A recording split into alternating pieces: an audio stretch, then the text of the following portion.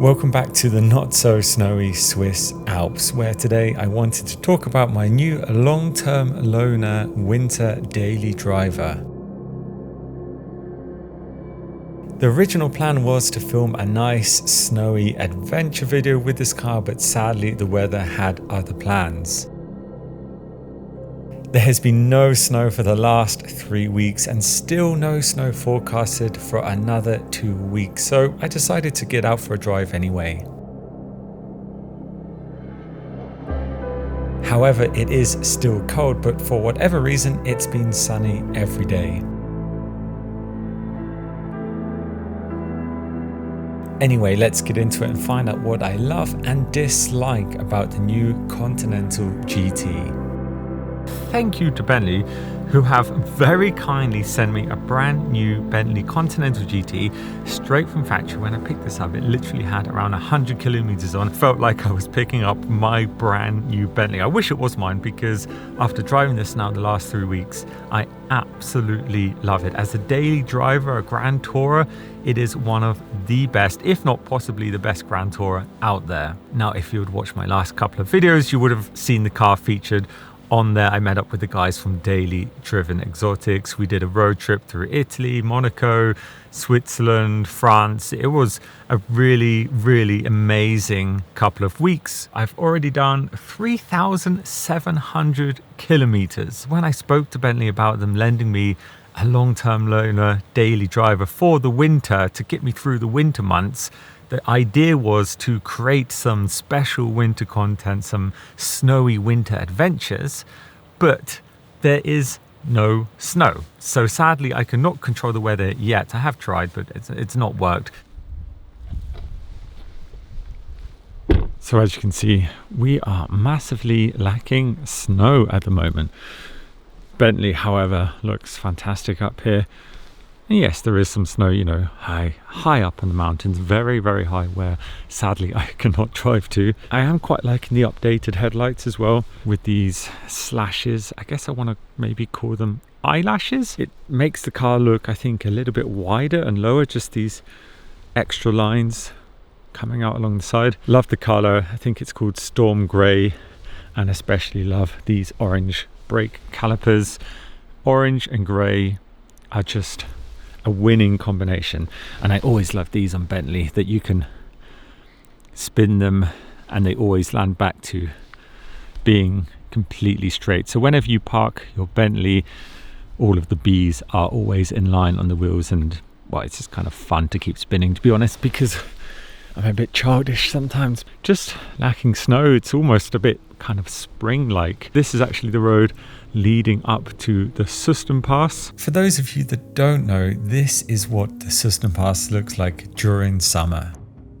Right now I'm on this exact part of the pass. The Susten Pass was built between 1938 and 1945, which was when it opened to the public for the first time.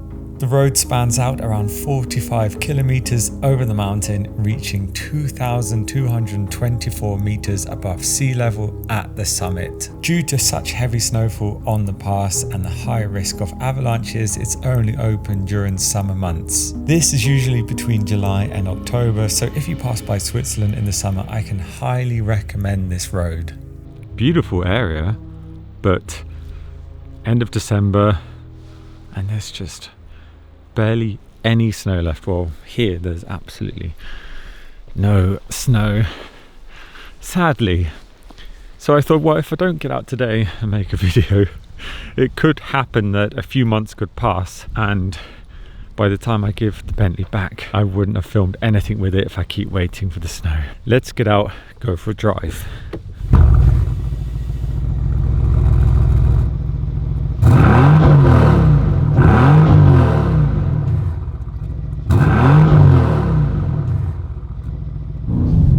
Nice drive, as high as we can go up the mountain pass. So yes, it is a plug-in hybrid. I also don't really like that word. When I hear the word hybrid, I just kind of think of a Prius. It's just not really a sexy word, is it? It's just not a nice word, especially on such an expensive, beautiful car like this. You don't really want to call it a hybrid. I hope that they maybe reinvent that word hybrid to something a little bit more cool. Anyway, I have been using it as a hybrid. I've been using it in sport mode. I've been using it in fully electric mode. When I was down in Monaco, I did charge it overnight there. Each night when I charged it, it said I had around 70 kilometers range. How true that is, I can't tell you. Probably realistic is always, 60, I guess.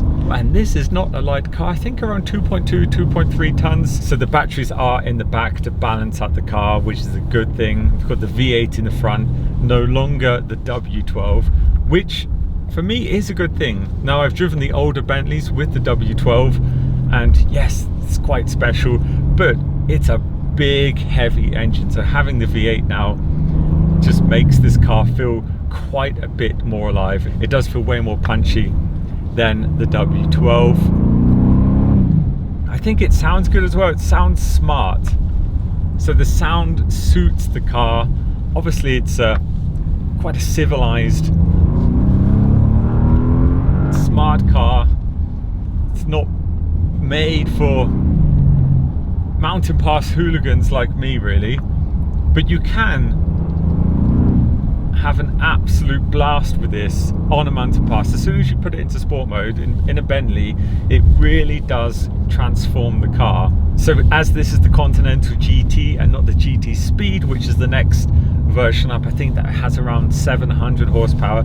This one has around, I think, 590 horsepower combined with the hybrid system. Plenty quick enough. I don't know if I particularly would need 700 horsepower in this. As far as the GT goes, it really is a perfect combination of luxury, speed and fun. And as I said, comfort-wise, really one of my favorite interiors. So in the 3,700 kilometers, I've experienced 0 rattles. There's not been any parts on the interior that I feel like, would break anytime soon. And I say that because, well, with new cars, I've had things break within the first 1,000 kilometers now. Definitely 20-25 cars are worse than they've ever been. Not all of them, but the majority. I think it looks good. It drives so well. It's really hard to explain, but anyone who's ever driven a Bentley, I don't know how many of you have ever been in one, driven one, but it really is a special feeling, especially the newer Bentleys. It's such a refined car. If I could have one, I 100% would. Next to my GT3, I think this possibly could be the dream daily driver. Potentially the speed version of this, just because, well, it just makes it a bit more special. Time to end today's video, but first of all, 5 things I love and dislike about this Bentley Continental GT. Number 1 dislike, and that is the boot space and lack of it. It is tiny, considering this is a GT car, so it should be fast, comfortable and very practical, which it's lacking a bit back here, especially on top of the batteries taking up most of the space. You have also these cables, 2 huge ones. I'm not actually even sure what that second one is for, but if you have the cables in here, you really do not have much space. You could maybe fit 2 small hand luggage here. Right now there's a bunch of DDE merchandise that the guys forgot inside my car when we were in Monaco, and a hoodie. And well, actually just with this you could only fit 1 small bag here. The second dislike for me is the annoying driver aids, which, yes, is not the fault of Bentley, but they did not make it particularly easy to turn everything off. It's a little bit finicky. Also, when you start the car, each time to accept or decline data collection, it's just annoying. Now, I could do a shortcut to this button here, for example, to turn off the annoying speed warning, but I still have to go into the car menu, into, where are we, driver assistance, then up here into settings.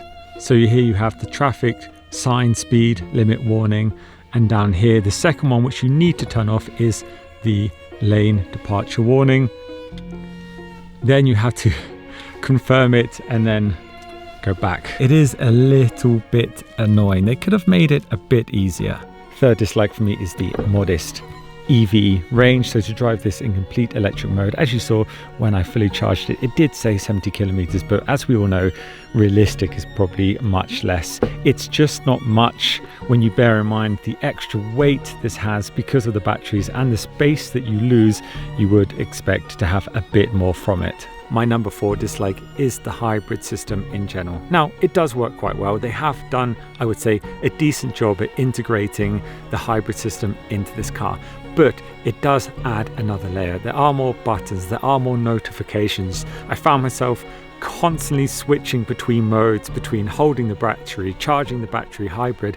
I just wanted to drive. So if I could choose between one of these with or without the hybrid system, I would 100% take one without. And my final dislike, going back to, again, the hybrid system, I think you're getting the point here. I'm not a massive fan of batteries and hybrid, is the additional weight. Now, it's already a big, heavy car. It was before, and now it's even heavier. And I think that's just a bit of a shame. So number 1 love for me is the comfort, which I touched on in the video. Honestly, one of the most comfortable cars and seats that I've ever experienced. Number 2 love for me is the image, and Bentley is just a great brand, really nice history. It's a very respectable car.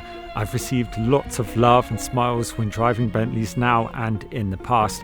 Actually, I don't think I've ever received a negative comment when being behind a wheel of a Bentley. Number 3 for me is just the looks in general and the fact that Bentley offers bespoke styling, and you can customize these as much as you like. You can really express yourself when configuring your dream Bentley, such as this, details like having orange brake calipers. Number 4 for me is the supercar-like performance you get with a Bentley, but while sitting in what feels like a royal throne. And last of all, back to the interior, and that is the quality. No creaks or any cheap feeling areas. Ending today's video now up here in the Swiss Alps at sunset, and I've just realized that this is actually my last video of 2025, so I just wanted to take this moment to say thank you so much for watching my videos. Thank you for coming back again and again to watch them. I appreciate every single one of you, and in the last 28 days I've actually had over 10,000 new subscribers. So if you're one of them, thank you again. I appreciate you. I don't normally say this also to get too excited about a new year, but for probably one of the first times, I'm really excited for 2026. Not just because it has a nice ring to it, but I do already have some really exciting things planned for January, so I personally can't wait to get going. Thanks again for watching today's video. Hope you enjoyed it, and I shall see you next year. Ciao for now.